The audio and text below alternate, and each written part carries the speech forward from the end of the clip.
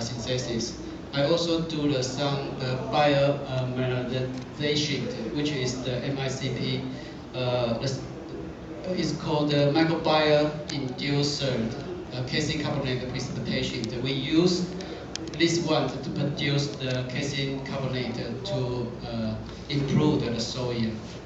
Another one is nanoparticle, and I do some catalysis. So this is my research area. Okay, so we go to the introduction for today's topic. Now is the challenge we are facing. Not only us, it's a global have to face. So far, we have the 80% energy relying on the fossil fuel cell. Fossil fuel, and it's around the 10 TW. 10 is the T is the 10 of the 12. Do you know how much for each one barrel oil? Yeah, 100. Yeah, around 124 USA dollars. So because of the middle unrest, something happened in the middle area. So now it's energy crisis. The basic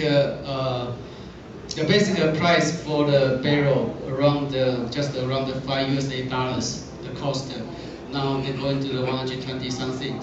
So a document they predict maybe we will run out of the oil in 2040, and natural gas is 2050, and we can use the coal longer is 200.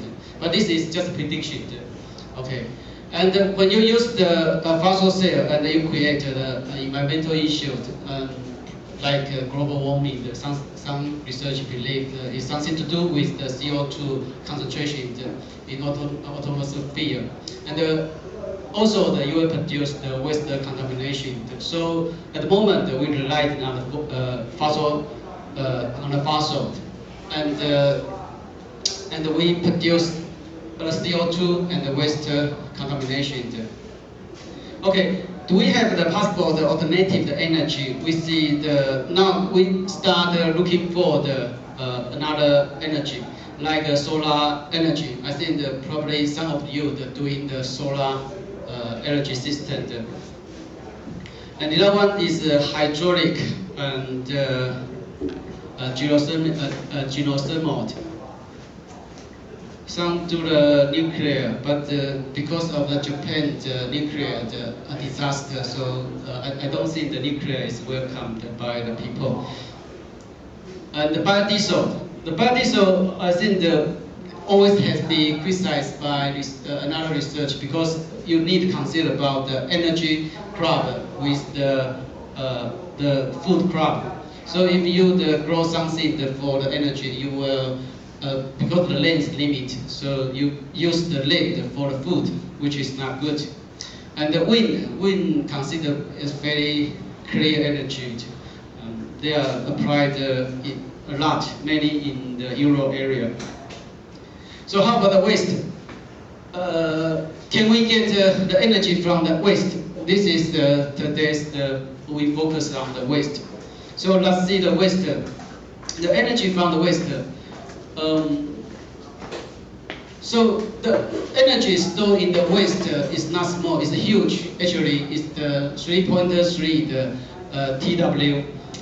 And this one equal to the energy demand of 25%. 25% of energy demand globally. So it's quite huge. So actually, they come from the agriculture and the food process and probably industry, maybe human waste and the residue. So those waste contain some energy. And the waste, if we don't treat properly, they will create the environmental pollution. So again, so we have to treat those waste. But the treatment, if you do the waste treatment, you need energy. So they consume a large amount of the energy. So this is the energy we're looking about. Let's have a look at his energy. So In USA, they spend a lot of energy, 180 billion kWh per year to treatment of the drinking water and the wastewater. So this is the energy that they spend on the drinking water and the wastewater. So how much? So this one is around 450 billion USA dollars. So the wastewater and the drinking water, and they still increase every year. So this is a lot of money. Just if by calculations, so they know the 1 gram of COD they spend 40.7 kWh energy for the COD removed. So this is the plenty of the energy. So another one, we spend the energy to do the wastewater treatment. But wastewater they contain the energy. How much we can have a look. So in USA, the wastewater they contain 115 billion kWh per year. So if you can see the sewage, they have 30 million, and the food process they have 30 million, and the agriculture they have 90 million. So which is a large energy from the wastewater. So we expect we can do the wastewater treatment, and we have clear water. At the same time, we remove the COD, and the efficiency can go up to the 90%. At the same time, we expect we can recover the electricity and the biodiesel, and maybe we can have the fire chemical, which we want to use. And by those one, we can have the triple effect. For the energy, environmental, and the sociality. So this one is not only one factor, it's a triple factor. So this is what we expect. So now we are going to today's topic. What's the MMC? What's the microfuel cell? Microfuel cell is a device. You can see this one. This is device. Okay, and they can do it the oxidation. The oxidation taking place in the anode chamber by the microorganism, the bacteria, or algae, or some organism. And they can produce the electricity, and maybe they can produce the fuel, which is the hydrogen, and they can put all methyl, and the chemical. They can also produce the chemical. So oxidation taking place in the anode chamber. So this is the anode. So we have fuel. The fuel is from the organic matter, from the waste. So they can oxidation and produce the CO2.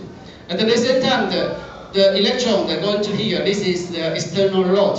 Maybe your bubble, electron bubble, and come to the anode. And the anode combined with the proton and the electron, they produce the water. So in this case, the oxygen works as the final electron acceptor. And between the cathode chamber and the anode chamber, they have the PEM, which is the proton exchange membrane. So this is the basic 3 element: anode chamber, PEM, and cathode chamber. So this is the basic the MFC element.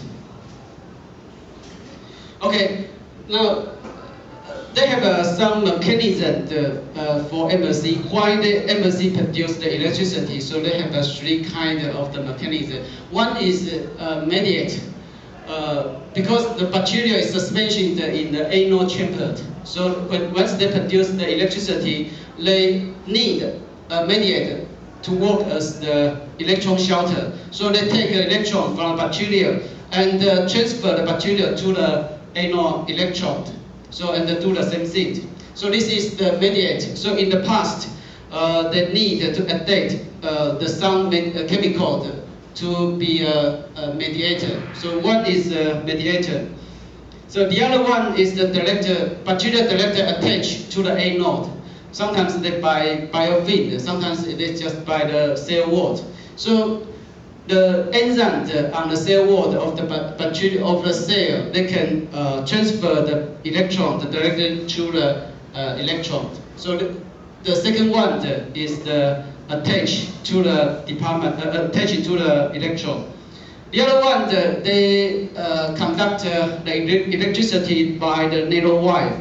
So bacteria can produce the nanowire, which is the high conductivity. So bacteria produce electrons and give transfer the electron from the nanowire to the electron. So far they have three mechanisms for the electron transportation. Okay, if we compare the traditional electrochemical fuel cell system with the bio system, so this is the traditional one. This is the bio electrochemical fuel cell. So in the metal, catalysis we use in some metal chemicals, some metal, and we use the microorganism as the biocatalysis for the MFC. And the electrolyte, they're using the strong acid and strong alkali for the traditional FFC. And but for the FFC, we just need a neutral, the mediator. And for the temperature, for the traditional one, they need to go to the 80 degree, maybe the